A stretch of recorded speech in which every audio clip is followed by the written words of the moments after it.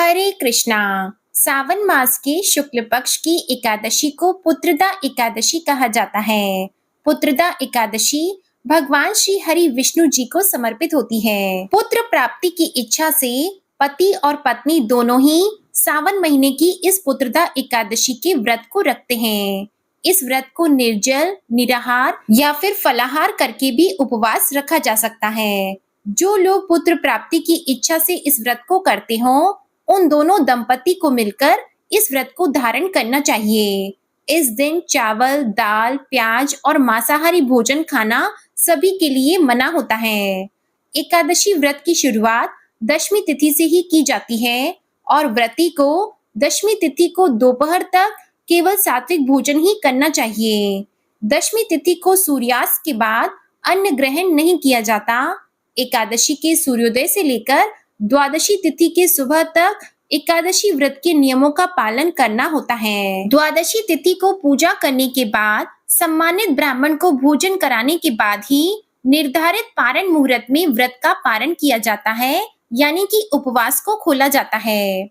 संतान प्राप्ति की कामना के लिए या फिर संतान से जुड़ी सभी समस्याओं के निवारण के लिए पुत्रदा एकादशी के दिन विशेष रूप से भगवान श्री कृष्ण के बाल गोपाल रूप की पूजा करके बाल गोपाल मंत्र का जाप भी करना चाहिए। यह मंत्र इस प्रकार है: ओम देवकी सुत गोविंद वासुदेव जगतपति देहि में तनयम कृष्ण त्वामहम शरणम गतः।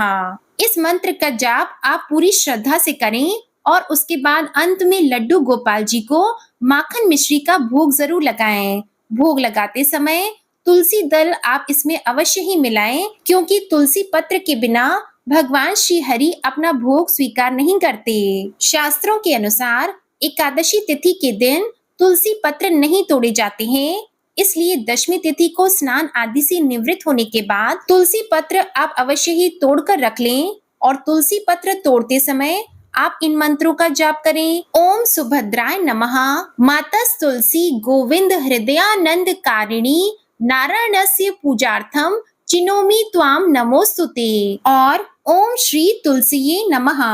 आप इन मंत्रों का जाप बड़ी ही श्रद्धा से करें। तुलसी पत्र तोड़ते समय आपको ये ध्यान रखना है कि जूते चप्पल उतारकर आप तुलसी माता को प्रणाम करने के बाद ही तुलसी पत्र को तोड़ें।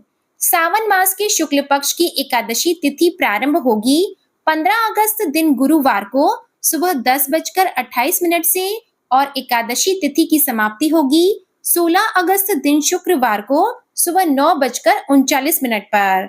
इस बार एकादशी की तिथि 2 दिन रहने वाली है, गुरुवार और शुक्रवार को, लेकिन जो एकादशी गुरुवार के दिन होगी वह दशमी तिथि मिली हुई एकादशी होगी। और शास्त्रों में ऐसा वर्णन मिलता है कि जब दशमी तिथि मिली हुई एकादशी हो तो उस तिथि को छोड़कर अगले दिन जिसमें द्वादशी तिथि भी हो उस दिन उपवास रखना सबके लिए शुभ होता है। इस प्रकार से गृहस्थ जन और वैष्णव जन सभी के लिए 16 अगस्त दिन शुक्रवार को पुत्रदा एकादशी का व्रत रखा जाना शुभ होगा।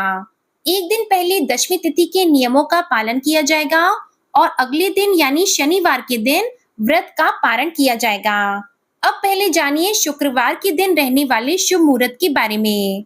शुक्रवार के दिन सूर्योदय का समय होगा सुबह 6:07, सूर्यास्त का समय रहेगा शाम 6:54, ब्रह्म मुहूर्त का समय रहेगा सुबह 4:31 से सुबह 5:19 तक, अमृत काल का समय रहेगा सुबह 6:27 से सुबह 8:02 तक, अभिजीत मुहूर्त का समय रहेगा दोपहर 12:05 से दोपहर 12:56 तक और राहु काल का अशुभ समय रहेगा सुबह 10:30 से दोपहर 12 बजे तक। द्वादशी तिथि प्रारंभ होगी 16 अगस्त दिन शुक्रवार को सुबह 9:40 से और द्वादशी तिथि समाप्त होगी 17 अगस्त दिन शनिवार को सुबह 8:06 पर। अब जानिए द्वादशी तिथि 17 अगस्त दिन शनिवार के शुभ मुहूर्त के बारे में।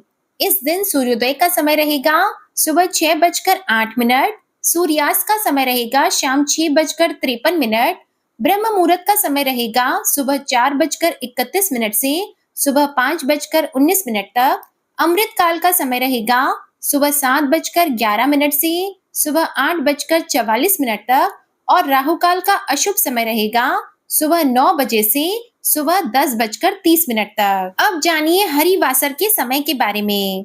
तो 16 अगस्त शुक्रवार को यानी कि जिस दिन पुत्रदा एकादशी का व्रत रहेगा उस दिन दोपहर में 3 बजे तक हरिवासर का समय समाप्त होगा।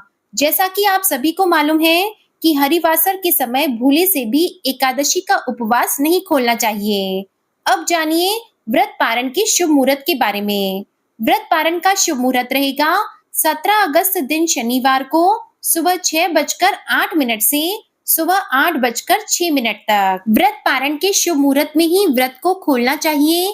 मुहूर्त बीतने के बाद यदि व्रत पारण किया जाता है तो उसका पूर्ण फल हमें प्राप्त नहीं होता। उम्मीद करती हूँ आज की ये जानकारी आपको पसंद आई होगी। अगर वीडियो पसंद आए तो इसे लाइक कीजिए, चैनल को सब्सक्राइब कीजिए और हमारे चैनल पर पुत्रदा एकादशी की कथा को भी जरूर सुनिएगा। जय श्री कृष्णा।